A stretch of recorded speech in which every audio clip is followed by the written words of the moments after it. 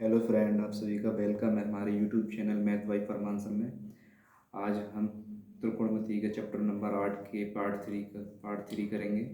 पिछले वीडियो में हमने आपको मान निकालना सिखा दिए थे और उसी जो ट्रिग्नोमेट्री वैल्यूज़ थी उसी ट्रिग्नोमेट्री वैल्यूज़ की एक शॉर्ट ट्रिक भी बताई थी, जो आपको बाएं हाथ का खेल था ट्रिग्नोमेट्री वैल्यूज़ का वैल्यूज़ निकालना। आप वही याद रखेंगे। अगर जिसने वो पिछली वीडियो नहीं देखी है मान निकालने की, तो वो पिछली वीडियो ज़रूर देखें, उसका लिंक हम इस वीडियो में दे देंगे आपके। चलिए आज सवाल करते हैं। हम आपको इसमें कुछ सवाल बताएंगे ताकि आप उसी सवाल का मेथड सही तरीके से देख लें और उसकी कैलकुलेशन को अच्छी तरीके से समझ लें। सबसे पहले इस वाली एक्सरसाइज को करने के लिए आपको आपको मान वैल्यूज याद होनी चाहिए, ट्रिग्नोमेट्री वैल्यू याद होनी चाहिए। अगर ट्रिग्नोमेट्री वैल्यूज अगर आपको याद हैं तो आप आसानी से इन सवालों को कर सकते हैं। बस थोड़ी आपको हल्की सी कैलकुलेशन आना चाहिए, क्योंकि मैथ है तो मैथ में कैलकुलेशन आना ज़रूरी है। अगर आपको कैलकुलेशन अच्छे से आती है तो आप अच्छे से सवाल निकाल भी लेंगे।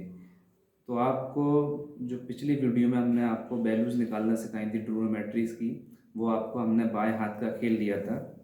और आपको अगर ध्यान हो, जिसने अगर वो वीडियो नहीं देखी है तो वीडियो पहले सबसे पहले वो उस वीडियो को देख ले, बाद में इस वाली वीडियो को देख ले जो पार्ट 3 वीडियो है।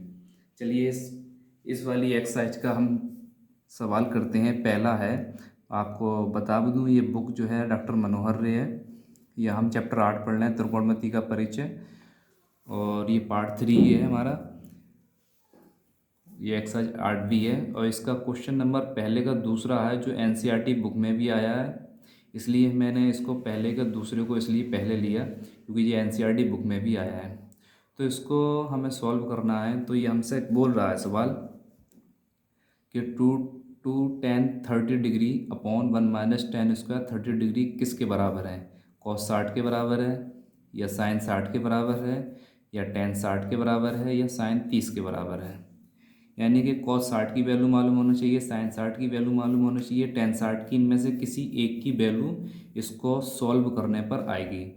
वो हम सॉल्व करेंगे, उसके बाद में हमें मालूम पड़ेगा कि कितनी आ रही है, फिर उस हिसाब से हम देख लेंगे। अगर हमें ट्रिग्नोमेट्री वैल्यूज़ याद हैं हम आसानी से बता सकते हैं। चलिए करते हैं सवाल।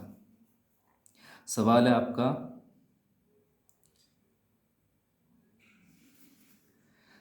आपका, टू टेन 30 अंश अपॉन 1 - tan² 30 अंश। ये है।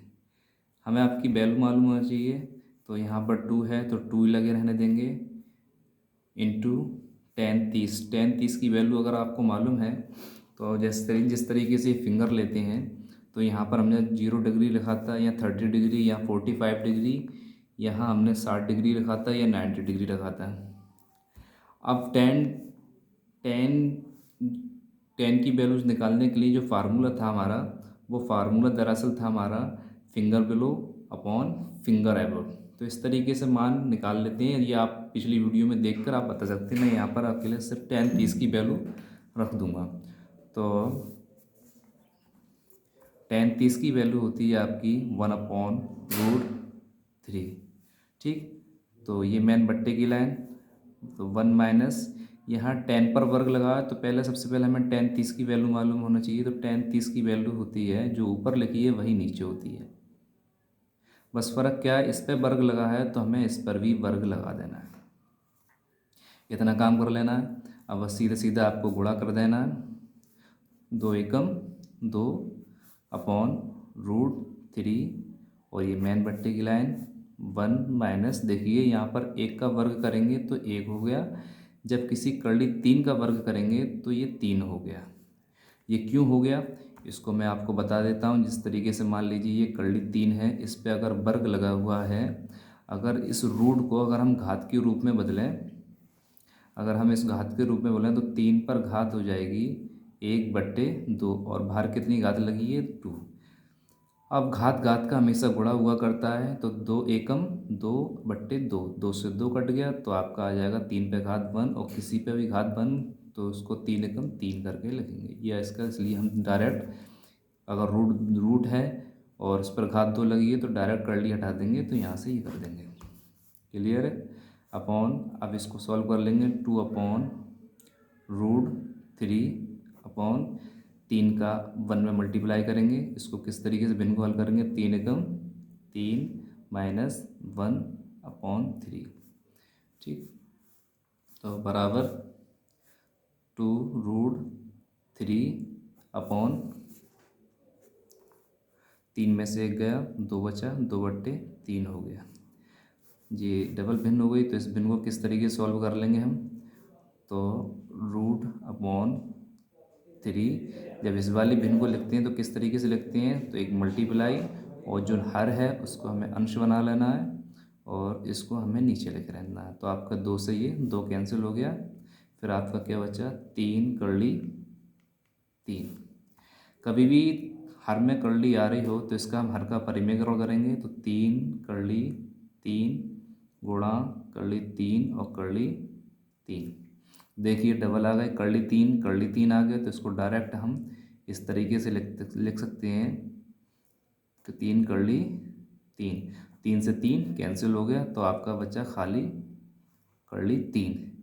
तो कर्ली 3 किसकी वैल्यू होती है, ये आपको मालूम होना चाहिए कि कर्ली 3 किसकी वैल्यू होती है। तो कर्ली 3 जो हमारी वैल्यू होती है tan 60 की, किसकी होती है, tan 60 की। तो हमारा कौन सा ऑप्शन ठीक है, हमारा ये वाला ऑप्शन ठीक है। तो हम इस तरीके से इसको निकाल लेंगे। एक बार और समझ लीजिए, यहाँ सवाल हमें दो tan 30/1 माइनस tan स्क्वायर 30 दिया था बराबर, तो 2 को 2 हमने इसी तरीके से लगा। tan 30 की वैल्यू हमने रख दी 1/3 और ये मेन बट्टे की लाइन तो ये रख दी, तो 1 माइनस।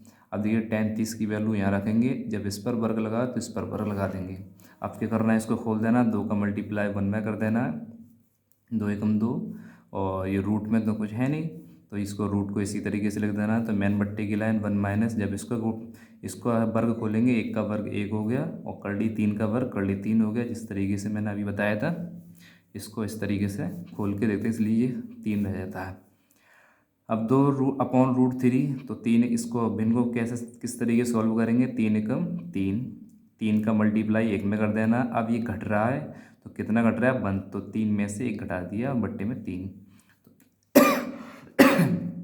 2/√3 में से 1 गया 2 और /3 हो गया। अब ये डबल भिन्न हो, इसको कैसे सॉल्व करते हैं, तो पहली वाली भिन्न को तो इसी तरीके से लेकर रहने देंगे और फिर मल्टीप्लाई करके गुणा करके 3 ऊपर लिख देंगे, इस वाली भिन्न को पलट देंगे, दोनों चीज़ें 2 से 2 कैंसिल हो गया, फिर आपका बचा 3/3 बचा। इसके बाद बराबर, अब कभी भी हर में कर्ली अगर आ जाए तो इसका हर का परिमेयकरण कर देंगे, तो 3 गुणा कर्ली 3 हो गया। तो देखिए कर्ली 3 का कर्ली 3 में गुणा हो गया, तो खाली 3 ही बार लिख देंगे। जब सेम कर्ली है और सेम अगर कर्ली के अंदर संख्या है तो इसको एक बार लिख देते हैं, और 3 हो गया, 3 से 3 कट गया, खाली आपका कर्ली 3 बचा। और कर्ली 3 आपका किसकी वैल्यू होती है, तो वो tan 60 की होती है। इस तरीके से हमारा इस सवाल का सी वाला ऑप्शन बिल्कुल ठीक है। तो इसी तरीके के सवाल हैं, वो भी आप कर लीजिएगा। चलिए मैं आपको एक और सवाल बताता हूँ जो इस वाली बुक का है सवाल नंबर है आपका 2। वो कह रहा है, सवाल मैं उतार दे रहा हूँ, उसने दिया है हमें कि tan a + b = √3। इसे हम समीकरण नंबर 1 मान लेंगे। तो इसमें हमें करना क्या, एक दिया समीकरण ये और एक दिया है हमें समीकरण tan a - b = 1/√3। इसे समीकरण नंबर क्वेश्चन नंबर 2 मान लेंगे, ठीक है। और हमें करना क्या है, उसने हमसे कहा है a, b यानी इन दोनों के मान निकालने हैं, इन दोनों के मान निकालने हैं। चलिए किस तरीके से इसको सॉल्व करते हैं, तो हल। तो देखिए हल किस तरीके से करते हैं, समीकरण 1 से ले लीजिए पहले आप कि tan a + b बराबर कितना दिया है आपको, √3 दिया है। तब आप tan a + b बराबर, अब आपको ये देखना है कि इस a + b के साथ में ये tan a + b का कोण दिया, तो यहाँ पर जो रूट वाली संख्या जो इस तरफ बराबर की इस तरफ जो संख्या होगी वो भी tan की ही वैल्यू होगी। तो आपको ये ध्यान रखना है, ये √3 जो दिया है, क्योंकि हमें a + b का मान देना है, ट्रिग्नोमेट्री वैल्यू यहाँ से ट्रायगोनोमेट्री के अनुपात जो हमें हटाने हैं, ट्रिग्नोमेट्री कोण जो हमें हटाने हैं यहाँ से। तो हमें अब ये देखना है कि √3 किसका मान होता है। तो √3 टैन वैल्यू जो होती है वो आपकी tan 60 की होती है। तो देखिए tan से tan इधर से हम इसको काट देंगे, लेकिन हम काटेंगे नहीं, हम डायरेक्ट इसी तरीके से रख देंगे a + b = 60 अंश। इसे समीकरण नंबर आप 3 दे दीजिए। ठीक है, इसी तरीके से दूसरे वाले समीकरण से ले लेंगे हम। tan a - b बराबर दिया है आपका 1/√3। तो इसी तरीके से इसका करना हमें tan a - b बराबर, अब इसमें अब यहाँ tan है तो ये भी tan का ही मान होगा, तो ये tan आपका मान है tan 30 अंश का। तो देखिए a - b बराबर, तो यहाँ tan से tan हट जाएगा, तो यहाँ पर खाली 30 बचा। कैसे इक्वेशन नंबर आप 4 दे दीजिए। अब देखिए हमें a और b का मान निकालना है, तो आप समीकरण पीछे सॉल्व करके आए होंगे, तो इस समीकरण को हम इसके नीचे रख देंगे। तो हमारा a + b बराबर 60 हो गया। इसे इक्वेशन नंबर 3 डाल दी। ठीक,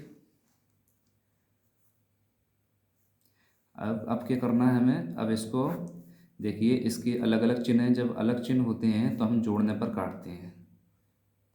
जोड़ने पर काटेंगे तो इससे ये ख़त्म हो गया।